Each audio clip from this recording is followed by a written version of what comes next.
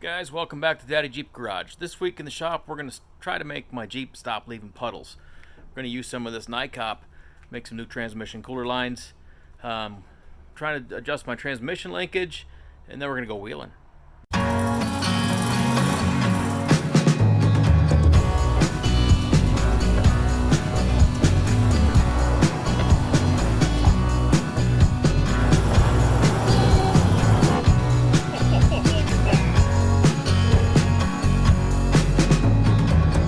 So the transmission cooler lines that I built before, I built out a regular old 5/16 steel line.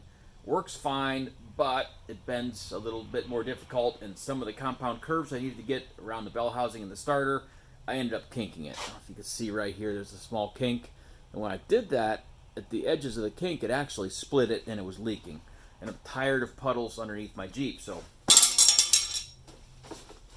we're going to build new lines out of this NiCopp, which is a copper nickel alloy. This stuff's fantastic. If you're still using old steel lines, stop it. This stuff, it's a little more money. It's actually almost twice the money, but it's so worth it. This stuff bends fantastic. I mean, you have a good bend there, and I can just straighten it back out. It bends great, doesn't kink very easily. It flares easier, and it doesn't corrode. It doesn't rust. This stuff's great. Start using this instead of regular line. Stop being cheap like me and spend a little bit more money and get good stuff. Okay guys, if you haven't flared lines before, we're going to run through it. It's not the most complicated thing in the world, but there are a few little things you need to know. So this is just a basic cheap flaring tool. It'll do double flares, single flares. I'm even going to force it to do a bubble flare, which I'll show you in a little bit. But it's not real complicated. It's a cheap tool. They make hydraulic ones. Eastwood makes a really nice one. I've used a couple of them, and they're really great tools. I've just never spent the money, and one of these days I will, because they're a couple $100 for a good one. These are 20. So for starters, this little die here is what's going to create our first flare, which is it'll create a bubble flare, or in this case, just the first step in a flare. So there's a step here. This step is actually how to measure the height of it. So we loosen these back up a little and bring the tube up so it's just sitting inside that step.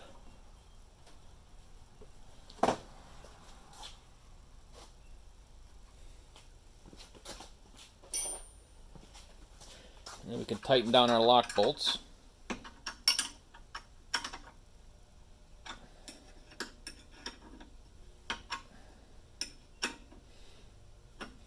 And then we flip this thing over so our ID stays consistent with that shaft. Drop that in there.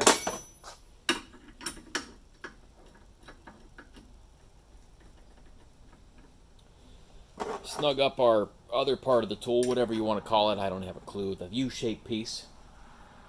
And then you just crank that down until it's tight.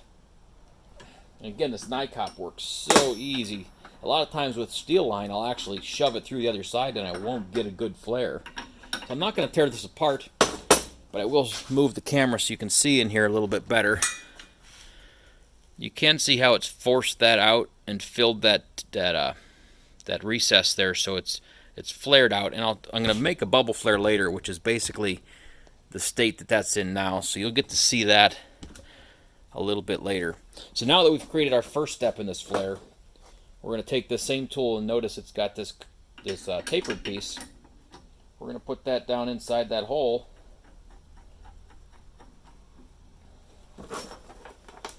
And tighten that down until it's snug. Again, this NiCopp, you don't have to go really tight because it bends so nice and easy. With steel, you've got to put a little more pressure in it.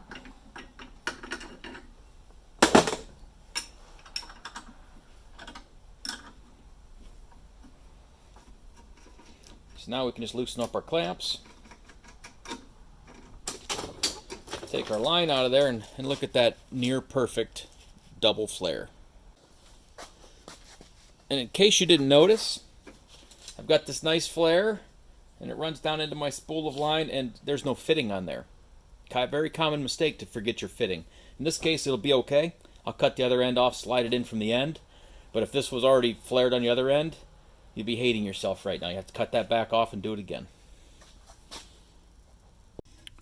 So this is where this stuff really shines. When you're up here in a tight place and you need to make a bend, if you have steel line, that's where I end up kinking mine. It's just so hard to make adjustments when you're up in a space like this. With this NiCopp, just dropped it, it's pretty easy to make your small adjustments. I mean, I'm doing it with one hand.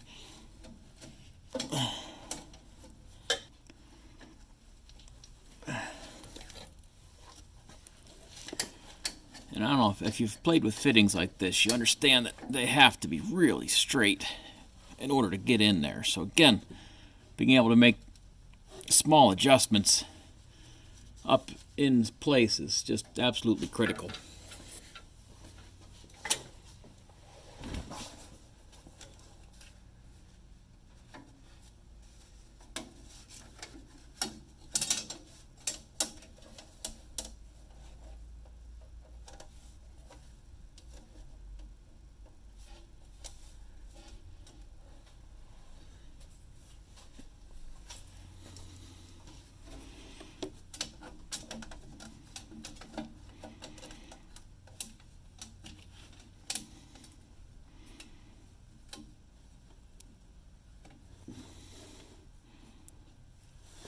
Okay, got that started.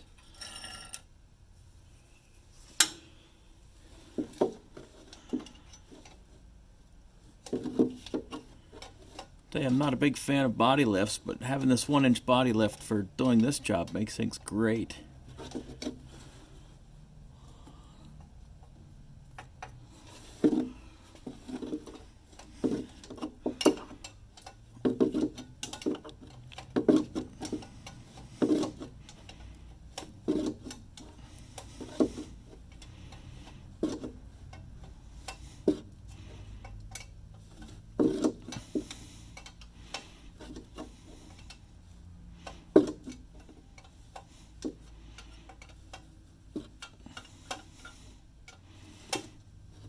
So a little trick I learned from Ian Johnson is when you get this to the point where you're getting tight, go ahead and tighten it up, loosen it a little bit,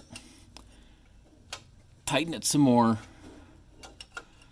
loosen it, tighten it again. Each time you tighten it, you get to move it a little bit further. And by loosening it and retightening it, you're not stressing anything, and you're actually forming that flare just a little bit more to get it to seat and not leak. Actually works pretty great on steel and copper. So both of those lines are in place now, and using Ian's method there, they should not leak.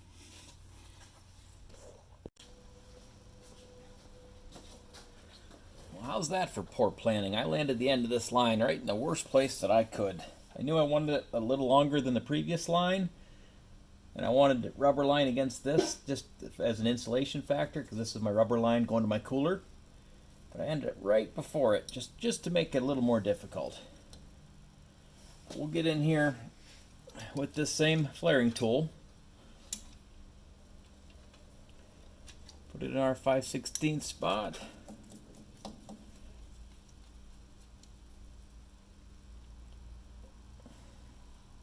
Again, using this little doohickey, we're going to set our depth. Yes, doohickey is the proper name for this.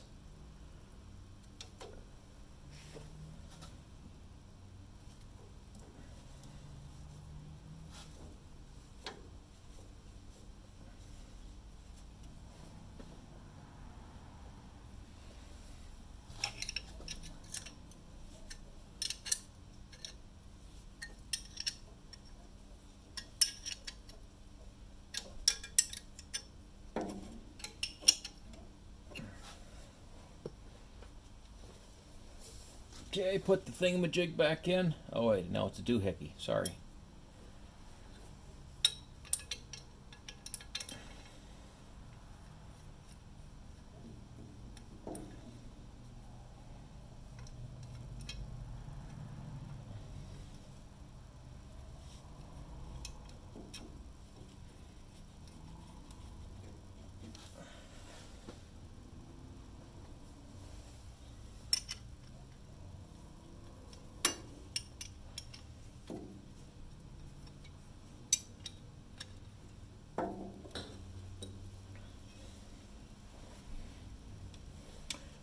So again, our purpose for this one isn't to do a double flare like we did in the last one. We're just creating a bubble, so when we put this rubber line on it, it's got something for the clamp to hold against, so it's not just a smooth line and it doesn't have a chance to blow it off. I mean, some actual fittings will use a bubble flare. I think maybe TJ's actually use a bubble flare, but let's see if I can get the camera in here at a better angle. But this made a real nice lip around there that this hose will have something to bite to. So if this NiCopp stuff has any downfall, it's the fact that it's very soft, which means it's probably not very abrasion resistant. So we're going to make sure we have it tied up really well. Can't rub on anything metal, and also can't rub on itself. I've seen even factory lines that have rubbed against themselves for a long period of time will eventually wear a hole. So how we're going to handle that is we're going to use the 2-zip tie method for this. We're going to wrap one of them around both lines, pull it up kind of snug, and the second one is going to be a spacer. It's going to go between the two lines.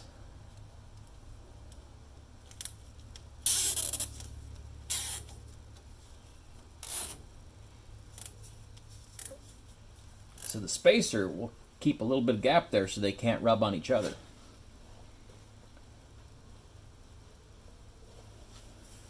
Go ahead and clip these tails off.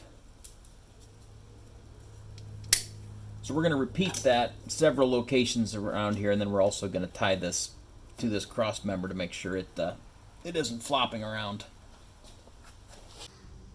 Well, I was going to adjust my linkage, and I get up in here, I got my cable off of my Winters shifter cable off, and I realized my shifter arm moves a lot. That's not good. I don't know what causes that. I'm going to have to do a little research, but I know that's not good, and I really don't want to pull this transmission apart again, but looks like I'm pulling my transmission apart again.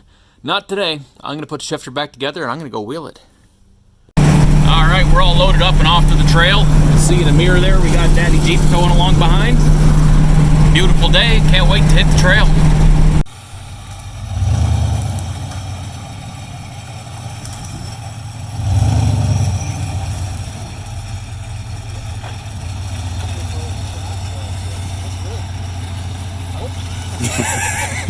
Almost ruined the closing shot. Okay, so we got back from wheeling, pulled the pan off the transmission to find, this is my shift linkage here, and this nut right here is what backed off. So all I have to do is tighten that back up, and my transmission will be back to normal. All right, we got everything put back together under the Jeep, got the transmission linkage adjusted, skid plate back on, everything is good. Hopefully you guys learned some things today and enjoyed it. Please hit that like button, subscribe to my page. Thanks for watching.